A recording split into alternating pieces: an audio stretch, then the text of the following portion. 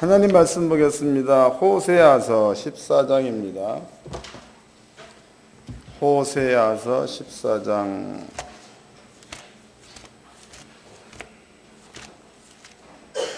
호세아서 14장.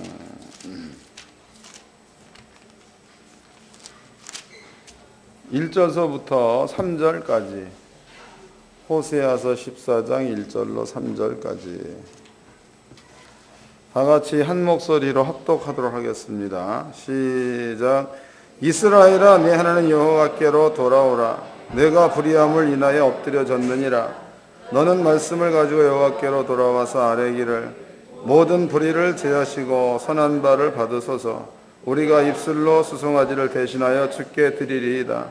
우리가 아수르의 구원을 의지하지 아니하며 말을 타지 아니하며 다시는 우리의 손으로 지은 것을 향하여 너희는 우리의 신이라 하지 아니하오리니 이는 그와가 주께로 말미암아 긍휼을 얻음이니이다 할지이다. 아멘. 오후 시간에 들려진 말씀의 제목은요, 입술로 수송아지를 대신하여입니다. 입술로 수송아지를 대신하여.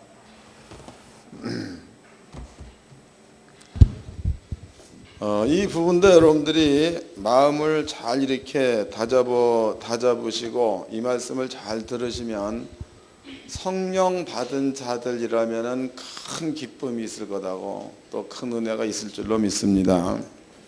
근데 성령 안 받은 자들은 뭔 말인지도 모를 터이고, 근데 제가 알기로는 하나님께 모든 성도님들은 성령을 다 받은 줄로 압니다.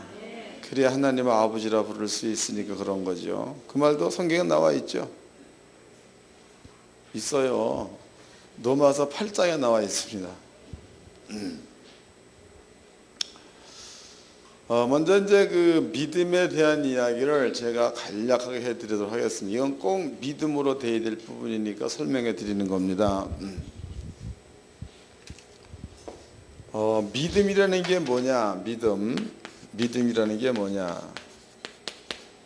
이 믿음이라는 게 우리가 말은 참 많이 해. 말은 많이 하죠. 근데 믿음이 뭐냐라고 물어보면 답을 못 내린다고. 믿음이 뭐냐? 답을 못 내립니다. 여러분들 앞에 믿음이 어떤 게 믿음이냐를 설명해 드릴 거니까 명쾌하게 1분이면 끝날 거다고, 이 내용은. 그러니까 이해를 잘 하시고, 아, 그게 믿음이구나 마음으로 꼭 가지세요. 잊어먹으면 안 됩니다. 믿음이 뭐냐? 믿음. 저는 우리 하늘학교회에 집사님들 또 권사님들 성도님들 사랑합니다. 그런데 이제 여러분들의 그 마음 가운데는 하늘학교회로 온다는 이유는 여기에는 목사가 있기 때문에 온다고. 물론 하나님 때문에 오는 거죠. 근데 하나님께서 목사한테 하나님의 말씀을 깨달을 수 있는 지혜와 계시의 영을 주었죠. 여러분들 앞에 이제 성경을 내가 풀어서 알려드립니다.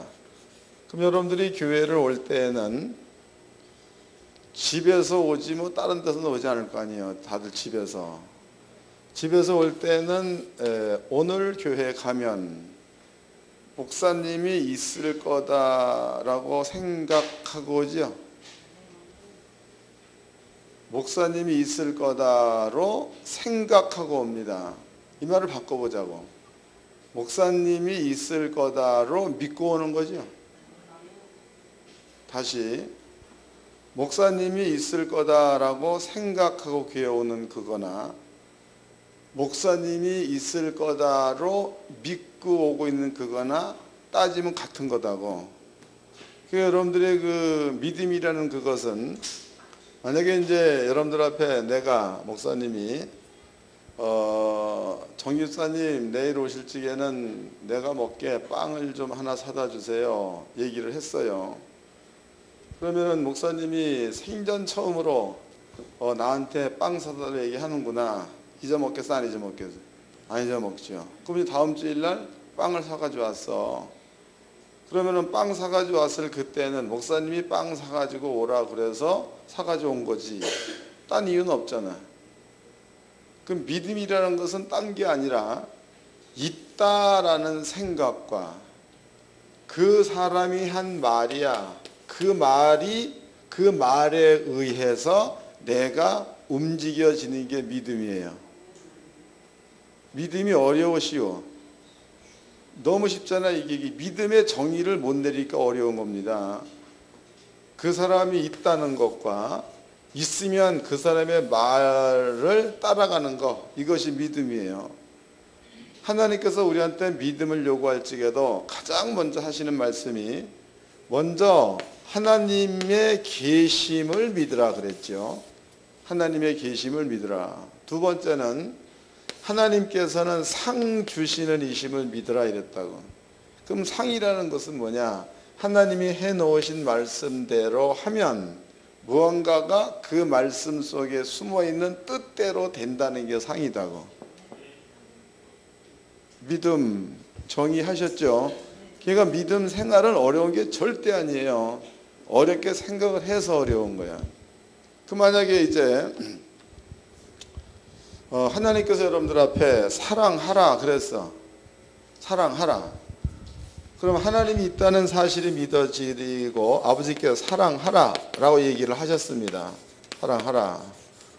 그러면은 하나님이 계시다는 것이 믿어지고 하나님이 해놓으신 말씀이 사랑하라가 믿어지면 행위가 자동적으로다가 사랑하는 것으로 나타나게끔 돼 있어. 그 다음에 사랑하라 그랬는데 사랑하라가 하나님이 있다는 것이 안 믿어지고 하나님의 말이라는 것이 안 믿어지면 사랑하는 행위가 안 나와. 그러니까 여러분들이 이거는 옆에 사람이 봐도 알고 본인도 알아. 옆에 사람이 봐도 저 사람이 지금 하나님의 말씀 순종한다 보면 아는 겁니다. 근데 무엇보다도 더 중요한 것은 그 사람이 이 말씀에 내가 지금 순종하고 있느냐 없는가를 본인이 잘 안다고. 본인이. 그러니까 다른 사람한테 물어볼 거 없이 여러분 자신도 물어보면 알겠죠. 내가 나한테 물어보면 내가 지금 어디 있는가를 명쾌하게 알 수 있다는 겁니다. 믿음은 어려운 게 아니에요. 이제 이해하셨을 줄로 믿고 호세아서 14장을 설명해 드리겠습니다. 이건 믿음의 부분이니까. 이제 그 이스라엘 민족이 하나님 앞에 범죄를 합니다. 범죄. 하나님께서는요, 범죄했다는 그 말은 간단해. 하나님의 말씀에 순종해라. 순종. 너희가 말씀에 순종하지 않으면, 불순종하면, 그리하면 너희한테 저주가 온다 이랬다고. 그럼 이것이 간단히 얘기하면 이런 거예요. 말씀에 순종한다.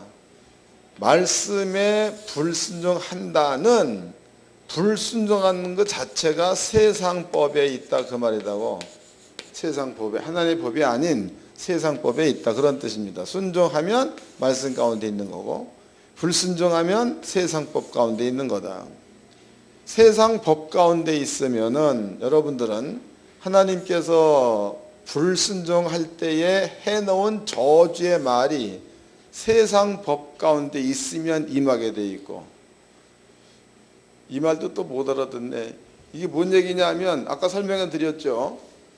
하나님께서 말씀에 순종하면 복을 준다. 그러면은 그 사람한테는 복이 오게 돼 있고, 말씀에 불순종하면 저주를 준다. 그러면 그 사람한테 저주가 오게 돼 있다는 거예요. 그럼 내가 만약에 불순종하는 쪽으로 가면 하나님께서 말씀해 놓기를 불순종하면 저주가 임하고 그랬으니까 불순종하면 쪽으로 가는데 저주가 와야 돼, 복이 와야 돼. 말씀대로 저주가 와야 맞는 거죠.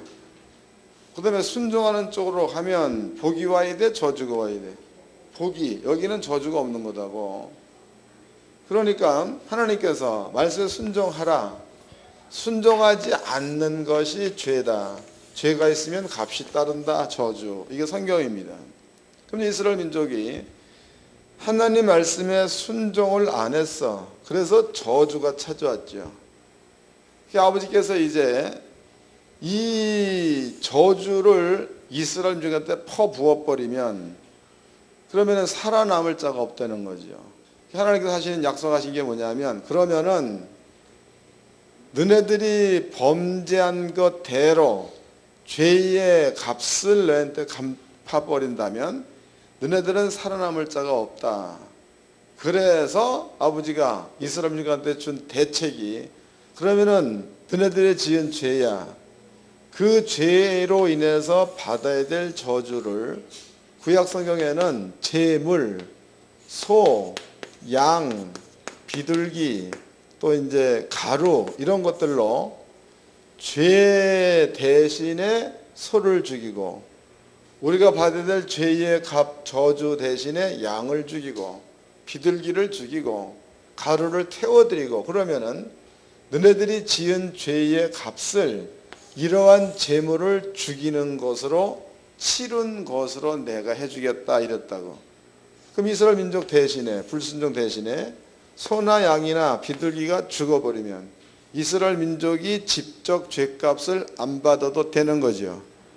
그래서 이스라엘 민족에게는 죄 용서를 받으려면은 구약 성경에는요, 꼭 제물이 꼭 필요했어. 제물이 꼭 필요했다고. 그런데 이제 시간이 지나니까 이스라엘 민족이 이 제물도 하나님이 있다는 사실을 믿음으로 드리는 게 아니고, 그냥 우리 조상 때부터 죄를 지으면 속죄 제사를 드려야 된다는 게 규례로 내려와서 그것을 지키느냐고 제사를 드렸다고. 그럼 여기는 아버지의 존재에 대한 믿음이 빠져버렸으니까 대상이 없어진 거지.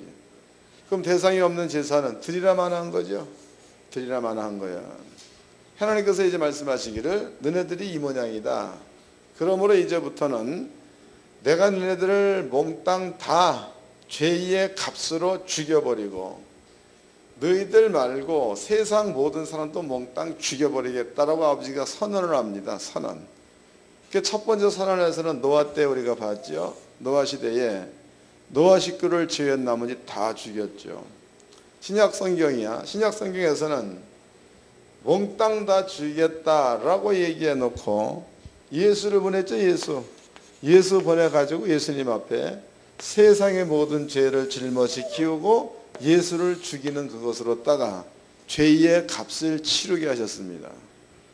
그러면 이제 신약 성경에 와서는 짐승을 가져가야 되는 거예요? 예수를 가져가야 되는 거예요? 죄를 졌으면 예수를 가져가면 되는 거죠? 그거예요. 이제는 14장 1절부터 다시 읽어드리겠습니다. 이스라엘아, 내 하나님 여호와께로 돌아오라. 오라, 내가 불의함을 인하여 엎드려졌느니라. 너는 말씀을 가지고 여호와께로 돌아와서 아뢰기를 모든 불의를 제하시고 선한 바를 받으소서. 우리가 입술로 뭘 대신한다는 거예요? 수송아지. 옛날에는 입술로 불가능하죠. 수송아지를 가지고 가야 맞는 겁니다.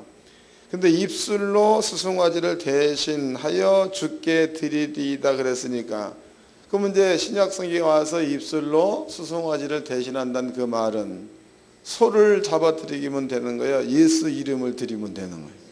그렇죠. 구약 성경에서는 제물이 꼭 필요해요. 소송아지.